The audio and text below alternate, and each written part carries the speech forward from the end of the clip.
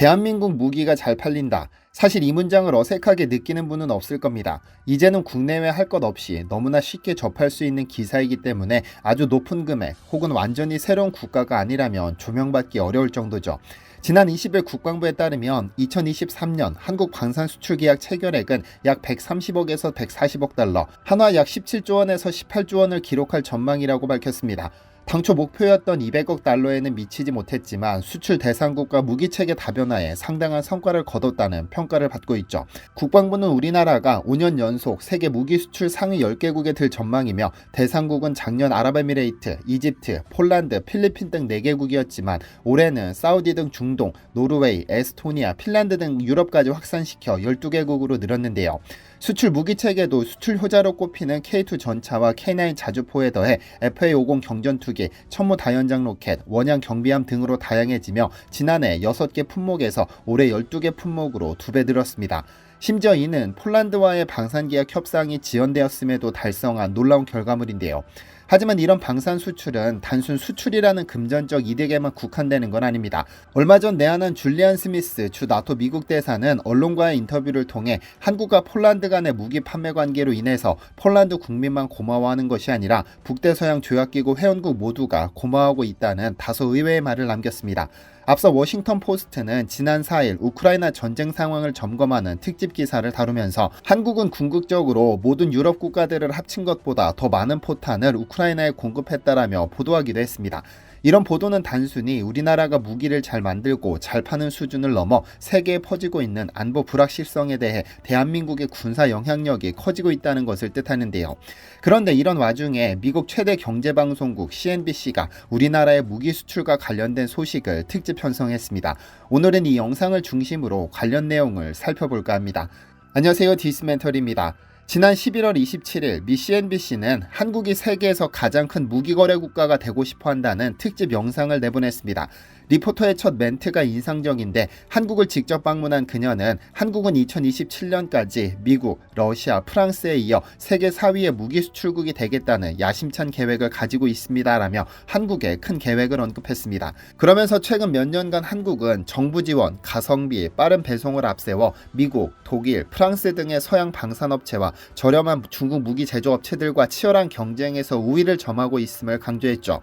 그러면서 도대체 한국이 중국이나 독일과 같은 국가들을 어떻게 능가할 수 있었을까라며 한국의 무기 수출 규모를 짚었습니다.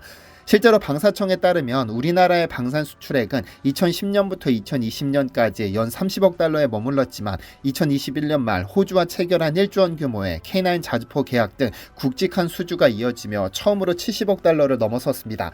그러더니 러시아 우크라이나 전쟁으로 발등에 불이 떨어진 폴란드가 전차, 자주포, 전투기 등등을 대규모로 발주하면서 2022년에는 173억 달러로 또다시 신기록을 경신했습니다. 불과 2년 사이 5배 가까이 방산 수출액을 늘린 겁니다.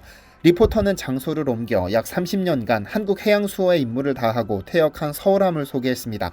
그러면서 서울함 개량형은 현재 방글라데시 해군에서 운용 중이며 이외에도 많은 국가들이 한국의 군사 장비를 운용 중이라고 강조합니다. 그러면서 한국의 대표 방산업체들을 소개했는데요. CNBC는 한국의 대표적인 방산업체로는 한화, 한국항공우주산업, LIG 넥스원, 현대로템이 있는데 탱크, 비행기 등 이들 제품이 최대 방산 전시회인 아덱스에 전시됐다.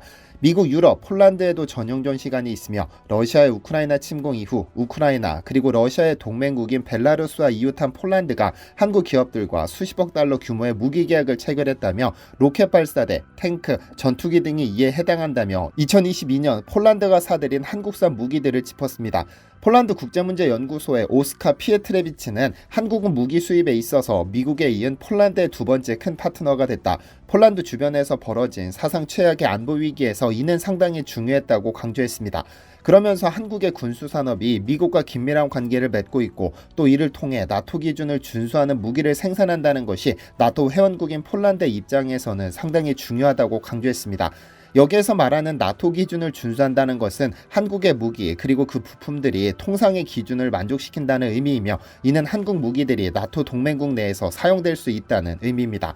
그리고 잘 알려졌다시피 한국은 폴란드의 긴급 요청에 따라 첫 계약 후 3개월도 지나지 않아 K9 자주포 초도 물량 24문을 출하해 선적했는데 2개월 만에 폴란드에 도착해 초도 물량 인수 행사를 성공리에 마쳤습니다. 이후 2차 물량엔 12문, 3차 물량엔 12문까지 총 48대의 자주포를 계약 체결 5개월 만에 전부 납품했습니다. 특히 3차 물량의 경우 한국군이 당장 사용하지 않는 정비 물량 중 폴란드 요구 조건에 맞게 정비해 폴란드에 조기 납품하면서 한국의 뛰어난 납기 능력을 자랑했는데요. 이에 대해 오스카 피에트레비치는 2018년 헝가리가 독일에게 44문의 레오파드 탱크를 주문했는데 벌써 계약을 체결한 지 5년이 지났음에도 단 한 대밖에 도착하지 못했다며 유럽의 이러한 방위 산업의 잠재력과 비교했을 때 한국의 위치는 상당히 강력하다고 평가했는데요. 사실 한국의 이러한 방위 산업은 필요에 의한 것이었습니다. 왜냐하면 1950년부터 3년간 한국전쟁을 겪었기 때문입니다. 이후 영상은 직접 보실 수 있도록 주소를 남겨드리며 왜 한국의 방위 산업이 이렇게 빨리 성장할 수 있었는지를 조금 살펴볼까 하는데요. 참고로 현재 채널에서는 하루 한 프로 장 건강을 관리해주는 프로스랩 프로바이오틱스 공동구매 할인 행사가 진행 중입니다. 식약처에 따르면 장 건강은 인스턴트 식품과 잦은 항생제 복용, 술 또는 담배, 스트레스, 그리고 노화로 인해 무너진다고 합니다. 우리 장에는 몸속 면역세포의 70% 이상이 집중되어 있어 장 건강을 지키는 것이 면역력과 직결될 수밖에 없는데요. 이에 프로스랩은 김치에서 생성된 특허 유산균인 락토바실러스 플랜타룸 CLP0611을 포함 총 10가지 핵심 균주에 5가지 부원료를 더한 프로바이오틱스 프리미엄 제품을 출시했는데 보장균 수 100억 CFU, 즉 100억 마리 유산균을 살아서 장까지 이동시켜주는 특수 코팅 기술을 개발해냈습니다. 디시멘터리에서는 이 제품을 최대 33%까지 저렴하게 구매할 수 있는 할인 행사가 진행 중이며 차후 예정된 할인 행사는 없습니다. 규칙적인 배변이 어렵거나 잦은 스트레스로 삶의 균형이 무너진 분들께 강력히 추천드리는 제품이며 저 역시 매일 아침 이 제품을 섭취 중입니다. 아래 댓글로 남겨드린 링크에서 관련 정보를 확인하시기 바랍니다. 사실 한국의 무기 산업은 초라하고 비참하기 그지없었습니다. 한국전쟁 발발 후 일본에 있던 메가더는 지상군 파병의 필요성을 검토하기 위해 한국으로 날아왔다가 큰 좌절을 느꼈습니다. 당시 한국군은 잃어버릴 것도 포기할 보급품도 없었으니까요. 실제로 당시 한국군의 무기는 절망적이었는데 북한은 구소련이 제공한 소총 15,000정, 각종 포 139문, T-34 전차 87대, 항공기 94대 등을 보유하고 있었지만 한국은 소총은커녕 탄약도 부족한 실정이었죠. 1950년 6월 25일 전쟁 당일 우리 국군은 M1 소총 1276정, 카빈 소총 607정에 일본이 쓰다 버린 구식 소총까지 전부 합쳐도 10,000정이 되지 못했는데요. 이에 한국 정부는 주한 미국 대사를 통해 미국의 탄약 지원을 요청했고 주한 미군사고문단이 메가더의 요청에 소총당 한 24만 발, 105mm 곡사포탄 10,000발 등 427톤의 물자를 긴급히 공수해 버텨냈습니다. 현재 한국산 무기는 전 세계 점유율 2.4%를 차지하고 있는데 이 점유율을 차지하기까지 무려 60년이 걸렸습니다. 한국의 방위 산업이 싹트기 시작한 것은 1960년대 중반, 당시 북한은 김신조 등 특수부대를 침투시켜 남한을 도발했고 1971년에는 갑작스러운 주한미군 철수라는 청천벽력 같은 소식을 접했습니다. 당시 한국은 상호 방위조약에 따라 주한미군이 주둔하면서 미국의 보호를 받았지만 베트남전, 푸에블로 사건 등을 겪으며 피로감이 누적된 미국 정부는 방위의 1차적인 책임은 자국이 담당해야 한다. 미국이 다시는 아시아 대륙에 지상군을 투입하지 않겠다는 소위 닉슨 독트린을 발표하며 주한미군 7사단 18,000명을 철수시켰습니다. 이후 한미 양국의 공동성명을 통해 한국이 직접 무기와 탄약을 생산할 수 있게 되자 박 전 대통령은 자주국방을 기치로 내세워 번개사업을 지시했는데요. 그에 앞서 1년 전 국군 현대화 장기 사업으로 국방과학 연구소를 설립했는데 말 그대로 번개불로 콩 구워 먹듯 국산무기 개발을 시작했습니다. 6개월 만에 칼빈 소총, 기관총, 수류탄, 유탄 발사기, 박격포 등을 전부 분해하고 역설계하는 방식으로 개발을 시작해 총 8개의 무기를 만들었는데요. 하지만 추가적인 무기 개발을 위한 재원이 부족해지자 방위세를 신설하면서 74년부터는 군 전력 증강 사업인 율곡 사업이 본격화됐습니다. 한국이 서서히 무기 개발에 두각을 나타내기 시작한 겁니다. 1차 율곡 사업으로 M16 소총과 탄약, 포탄, 수류탄, 한국형 군용 지프를 비롯해 133톤급 고속정이 건조됐고 2차 사업에서는 육군이 직접 사용할 K1 전차, K200 한국형 장갑차, K55 자주포와 함께 고속정, 초계함, 호위함 건조에 성공했습니다. 이에 탄력받은 한국은 3차 율곡 사업에서 1200톤급 잠수함까지 건조해냈습니다. 하지만 여러 차례 무기 사업으로 무기를 개발했지만 이는 수출이 아닌 내수용이었습니다. 당장 한국을 위협 중인 북한에 대비하기 위함이었지 수출까지 생각할 겨루는 없었죠. 그래서 90년대까지 가장 저렴하고 만들기 쉬웠던 탄약이 주요 수출품이었고 고작 동남아에 탄약과 포탄을 수출하는 수준에 불과했습니다. 그러다 2000년대로 접어들며 고성능 고가 무기들을 만들어 수출하기 시작했는데요. 그리고 이번 러시아 우크라이나 전쟁에서 한국은 상상도 못한 영향력을 미쳤습니다. 러시아가 우크라이나를 침공했을 당시 우크라이나가 러시아와 대적할 것이라 생각한 사람들은 없었습니다.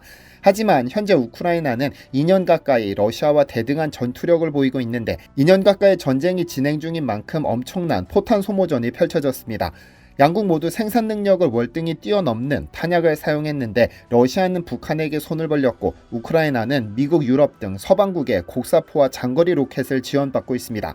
우크라이나에서 가장 많이 필요로 하는 것은 155mm 곡사포탄인데 전 세계 전체 보유량의 약 절반이 한국에 있습니다. 이 포탄은 곡사포 등 각종 재래식 무기에 쓰이는 주요 포탄인데 한국은 K9 자주포에 이 포탄을 쓰고 있고 늘 북한의 도발에 대비해 훈련하면서 엄청난 양의 포탄을 생산해왔습니다. 미 국방부는 우크라이나가 하루 3,000발, 1년간 약 100만 발의 포탄을 사용했다고 밝혔는데 미국이 지원해주기에도 무리한 양입니다. 그래서 미국은 부족한 지원 능력을 메우기 위해 한국에 손을 벌렸고 한국이 미국에 수십만 발을 공급했습니다. 이로써 한국은 유럽 전체가 우크라이나에 지원한 포탄보다 많은 양을 우회적으로 우크라이나에 지원해 러시아와 대적할 바탕을 만들어준 겁니다. 물론 일각에서는 전쟁으로 인해 얻는 이득이 도대체 무엇이길래 이렇게 떠벌리느냐며 비판할 수도 있습니다. 하지만 시간을 조금만 되돌려보면 미국도 일본도 유럽 몇몇 국가도 전쟁으로 막대한 이득을 얻고 엄청난 경제 발전을 이룩했습니다. 심지어 전 세계 골칫거리 북한도 러시아에 포탄을 지원하는 상황에서 우리가 정상적인 방식으로 무기를 수출해 이문을 챙기고 이를 바탕으로 경제 발전을 이루는 것이 과연 나쁜 일이라고 볼 수 있는가라는 생각이 듭니다. 여러분들은 어떠신가요? 시청해주셔서 감사합니다. 디시멘터리에서는 여러분의 제보를 기다립니다. 제 채널에서 다뤘으면 좋겠는 뉴스 또는 널리 알려졌으면 하는 영상은 디시멘터리 네이버.com으로 보내주시면 소중히 제작하겠습니다. 시청해주셔서 감사합니다.